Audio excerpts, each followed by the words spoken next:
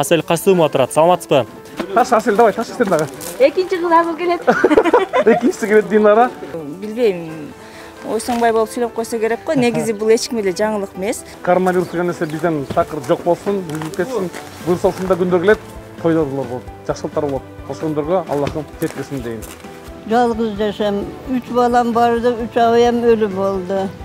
Baldarım kalmadı. Bir tane pöşke alıp жатам. 3-4 жерде көрдүк, ошондой мен бүгүн тамагым төгөйт, эртеңге калбайт деген инсандар, бир туугандарыбызды көрдүк да.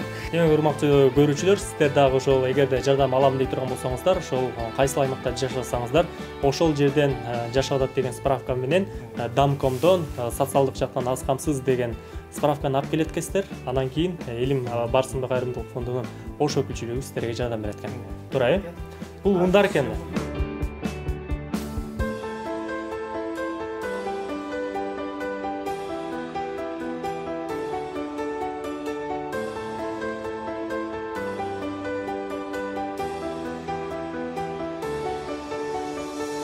Саламатсыздар, урматтуу Адылак жол YouTube каналынын көрөрмандары. Сиздер менен кайрадан эле мен Адылак жол жана ошондой эле бизде ушул Сейит Продуктон атайын YouTube каналы дагы тартып жатат. Бардыгыңыздарды азыр түз эфир сыяктуу эле бул жактагы кайрымдуулук иштери менен тааныштырабыз. Бүгүнкү кайрымдуулук иш-чаранын негизги демөөрчүсү Эмил Токтошов, өзүңүздөр билгендей, белгилүү тамашачу, актер, көп кырдуу талант ээси. Жана ошондой эле бул жактагы байкебиз Элим Барсынбек Ош филиалынын жетекчиси. Бүгүнкү күндө Ош шаарына бир жумадан бери социалдык жактан аз камсыз болгон коомдун бир аярлуу катмарына атайын аларды ушул коронавирус илдети катталып жаткан учурда аларга бир көңүл буруу максатында азык-түлүктөрдү өзгөчө камкордукка алып таркатып жатышат. Эмесе бүгүнкү ошол иш-чара туурасынан кенен сиздерге баяндап беребиз. Мына айтып берсеңиз, бүгүнкү иш-чаранын демөөрчүсү сиз болуп атасыз. Элге кандай жардам көргөзөтсүздар бүгүнкү күндө? Буга чейин дагы Элим Барсынбек менен чогуу биргеликте барбыз деген долбоор ошо менен иштеп келатабыз. Күндө болуп атат бул нерсе. 30 үй бүлө, 40 үй бүлөлөргө биз пакет таратып атабыз. Пакет алып берип атабыз муктаж үй бүлөлөргө. Тизмеде бул жакта тизмелер бар. Анан кээде бизге через Instagram, интернет аркылуу жардам сурагандарга дагы алып берип атабыз. Оштун ичинде болуп атат, себепке байланыштуу бизде пропуск жок болгонго байланыштуу биз Оштон чыга албай атабыз. Эгерде пропускубуз болуп или неме болгондо биз Оштон дагы чыгып башка мисалы райондорго алып барып муктаждарга берет элек. Пропуск жок болгонго байланыштуу чыга албай атабыз, Оштун ичинде эле берип атабыз. Ал эми бүгүнкү болсо ошо 100 мешок un, жана 100 литр май, ана 100 килограмм кун шекер алып ошо муктаж үй бүлөгө таратып берели деп чечтим. Мына айтып берсеңиз, Элим кайрымдуулук фонду Ош өкүлчүлүгү ар дайым ушундай иш-чараларды уюштуруп келет. Социалдык аз камсыз болгон үй бүлөлөргө өзгөчө камкордук алып, буга чейин бекер кийим-кечектерди да таркатып жаттыңыздар эле. Жакын күндөрү ошо азык-түлүктөрдү таркаттасыздар да. Кандай болуп атат жардамга муктаж Ошто адамдар көп болуп атабы? Бир элдин арасында жүрөсүздөр, эл арасында азыр кандай азык-түлүккө муктаждык жаралып атабы? Саламатсыздарбы? Биз Элим Барсынбек Ош кайрымдуулук фонду могул кырдаал башталгандан бери көптөгөн инсандарга апатка такат деген социалдык долбоорду Жия бизнес ассоциациясы менен чогуу иштеп чыгып, ошого старт берген болчубуз да. Ошол апатка такат долбоорунда 500дөн ашуун үй бүлөгө азык-түлүк пакеттери жеткирилди да. Анан бизге күндө чалуулар көп болуп атат, ошол эле учурда SMS-тер көп болуп атат. Алардын баарына жооп бергенге жетишпей атабыз да. Бирок ошол кезек менен баарына жардам берип атабыз. Жогоруда Эмил мырза айтып кеткендей, биз ошол чыгармачыл инсандар менен барбыз деген долбоорду иштеп чыгып, ошонун негизинде көргөзгөнчө сүйлөп атсыңыз. Ошол чыгармачыл инсандарга барбыз деген долбоорду иштеп чыгып, ошонун негизинде бир жума болуп калды. Бир жумадан бери күндө азык-түлүк пакеттерине 30 үй бүлө, 40 үй бүлө ошентип жардам берип атабыз. Бул жакта азык-түлүктөрдү кандай кылып туруп бөлүштүрүп атасыздар? Нелер, кандай иштер жүрүп жаткандай тааныштырып четинен таап кетсеңиз. Азык-түлүк бүгүнкү буюрса азык-түлүк жаңыдан салыштырып атышат да? Ооба, жаңыдан салыштырып атат биздин агаларыбыз. Азык-түлүк пакеттин ичинде 10 килограмм un, ошол эле учурда 1 литр май жана 1 килограмм сахарды кошуп атабыз. Ошентип буюрса бүгүн 100 үй бүлөгө жеткирип бермекчибиз. 100 үй бүлөгө демелик азык-түлүктөр таркатат. Ичкери дагы ундарыңыздар бар экен, ошол жактан бери көргөзө. Булардын бардыгын Эмил Токтошов алып берди же кандай болду? Булардын баарын Эмил Токтошов мырза ошол демөөрчүлүк кылып алып берди. Бүгүнкү иш-чаранын демөөрчүсү. Демек күндө ар күнү ушундай сиздерге ушундай демөөрчүлүк кылган Ош шаарындагы кайрымдуу адамдар чыгып атат, э? Ооба. Могул барыбыз деген долбоорду иштеп чыктык да, анан ошол чыгармачылык insanlar менен максатыбыз дагы көбүрөөк insanlarга жетели, көбүрөөк агаларга, көбүрөөк эжелерге жетип, алар менен дагы жардам берели депчи. Ошол максатта Кудайга шүгүр баягы күндө чалгандар болуп атат.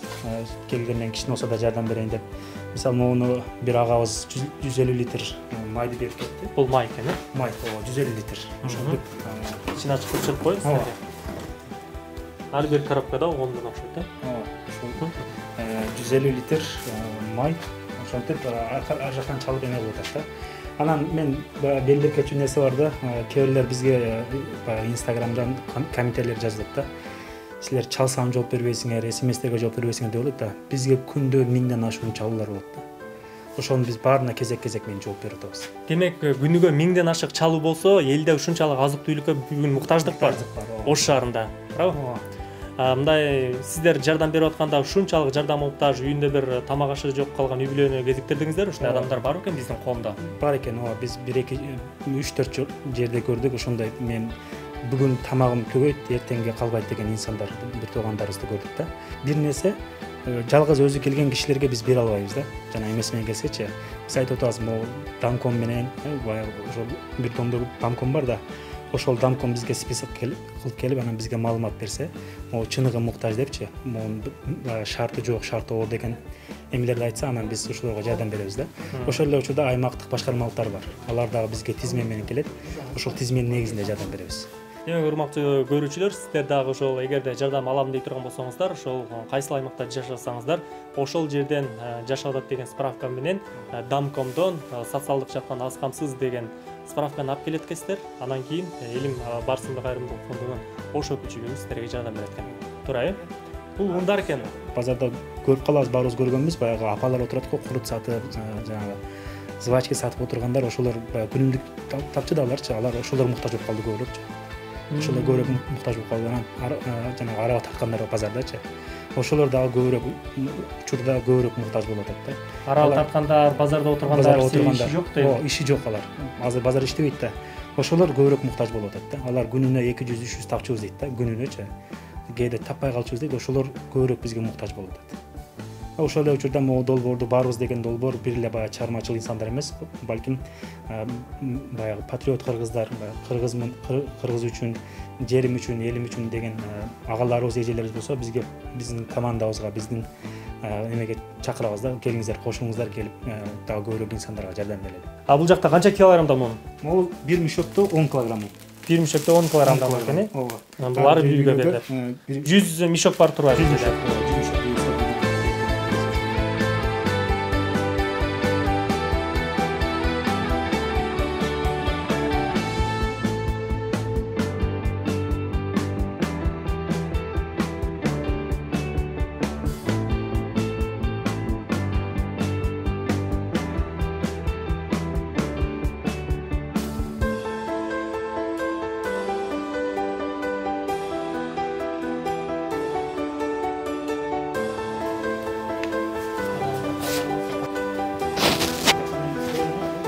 Азыр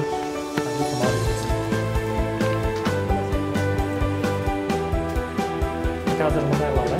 Бул жерде айтып койсоңуз, бүткүл иш-чарага кантип катышып калдыңыз?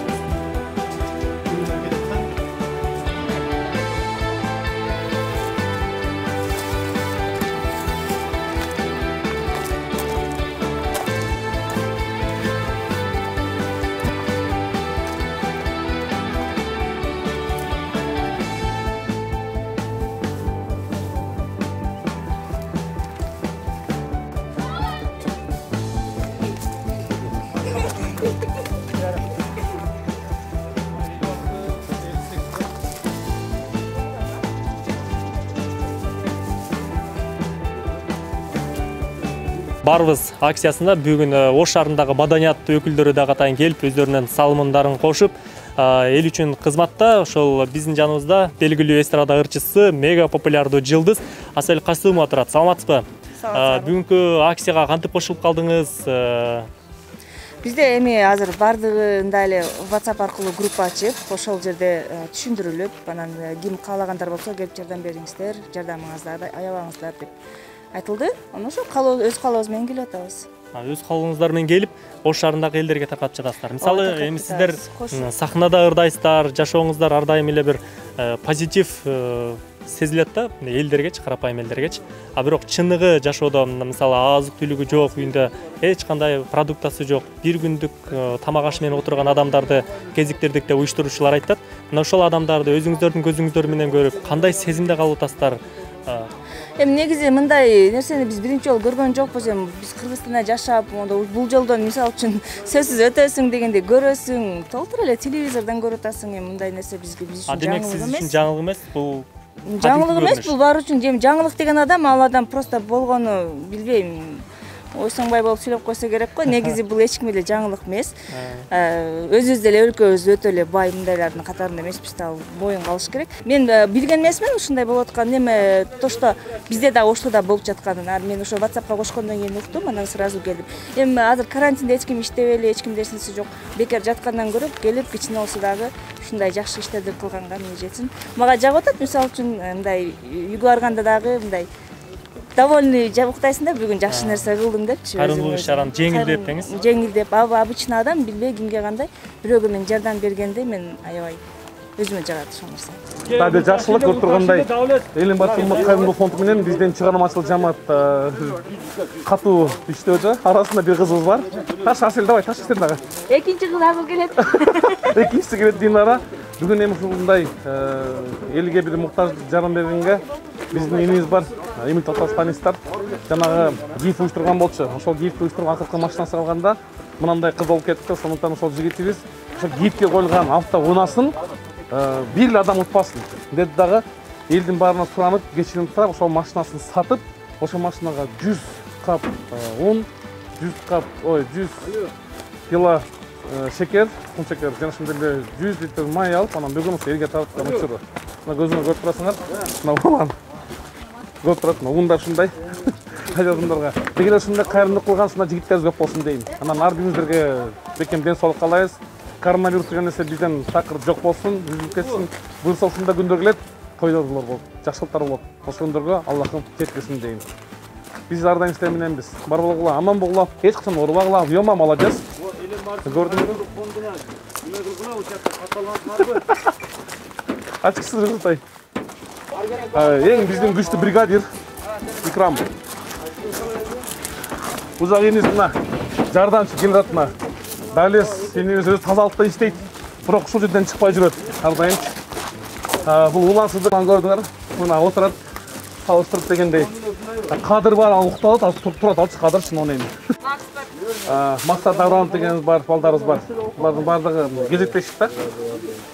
Бүгүн дагы, буюрса эртең дагы ушундай улайт, элим барсын, жигиттерин алар болсун дейт, анткени булар жумуш ушул. Укташ үйлөргө жеткирип барат, ар бир үйгө чейин, ар почкасына үтүргө чейин. Ким кайер телефон өчүп болсочу, адресине тап барат ушуларчы. Ал эми буга көмөк көрсөткөн жигиттерге, ошондой эле колунда бар инсандарга, бүгүн деле бир эжебиз атын атпай эле коелу деп, өз жанынан да ушул ташыганда деп безин куюп берет. Көп да мындай. Бирөө келип кийимин берип атат, бирөө келип тамагын берип атат дегендей. Мына. Ёма. Өзү бай адам өзү себебейт да десер.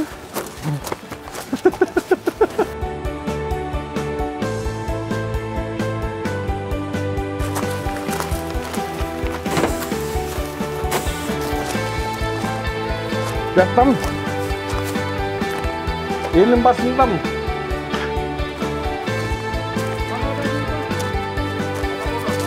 Берші қайра. Адрес қайрышыңыз мага? Запчик. Кулачоны молдазы. Ауыштырып.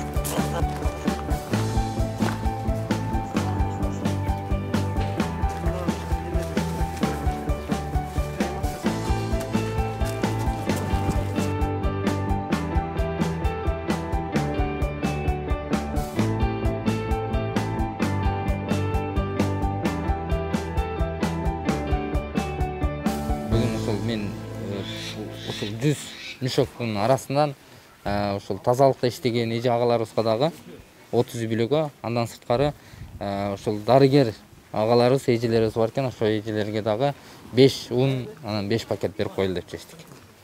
Себеби азыр ошол эжелерибиздин иши жашоосу аябай кыйын, оор акыбалда турган үчүн, ошондуктан бардык эле ыраазы болсо керек, ушул дарыгер агаларыбыз, эжелерибизге берип коелу деп чечтик.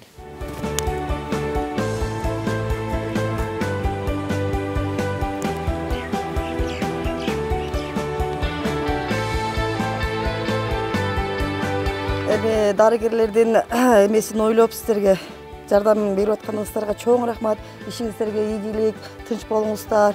Бардыгыбыз тынччылыкта жолугушайлык. Рахмат. Ошончо элди, ушул жердеги элдердин баарына жардам бергениңиздер үчүн. Рахмат.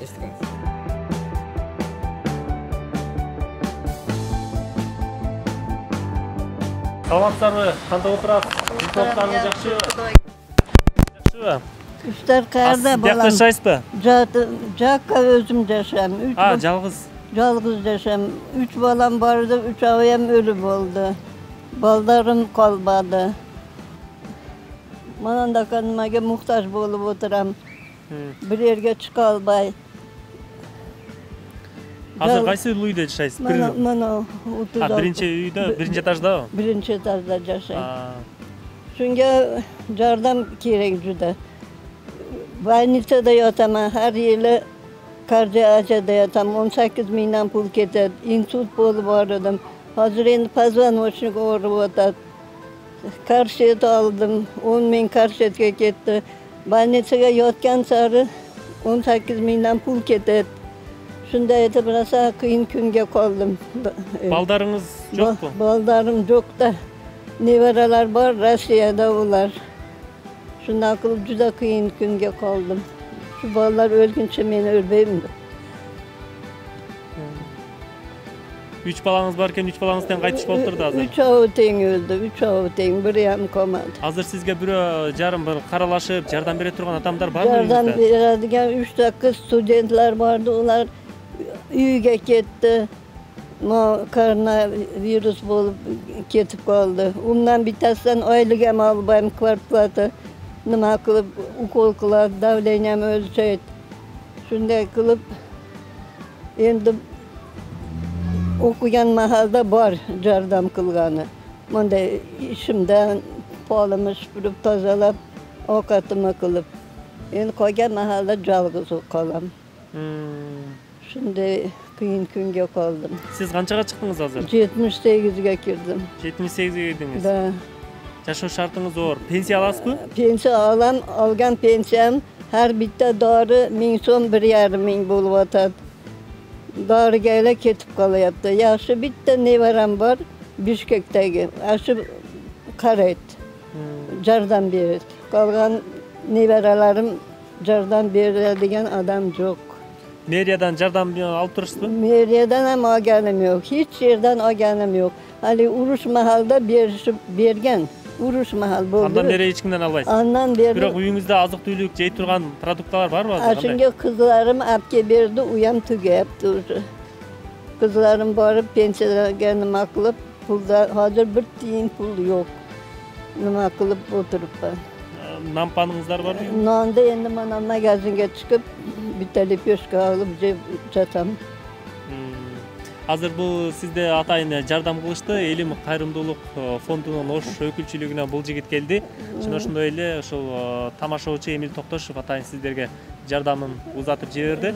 Кабыл алып коюңуз, ден-соолукта болуңуз, сиз оорубаңыз. Кудайым заманамыз тинч болсун. Koronavирус tugasin. Kim menga jardam bersa, Kudayım ömrüge aval tinchlik bo'lsin. Sog'lik, salomatlik bersin. Ömür bersin. Nima niyatlari bo'lsa, niyati maqsadiga yetsin. Amin. Insult bo'lib o'rganim uchun ko'pam. Buyursa biz dagı bundan keyin da sizmen байланышып, az номерларыңызды бардык неме жазып алабыз дагы, анан кийин кичине болсо да каралашып турабыз. Кудайым менен кайтмаса. Birinchi этажбы? Birinchi этаж. Жүрүңүздөр. Прихожийге алып кирип коюлар. Кайсы birinchi этаж? 10 yaşta.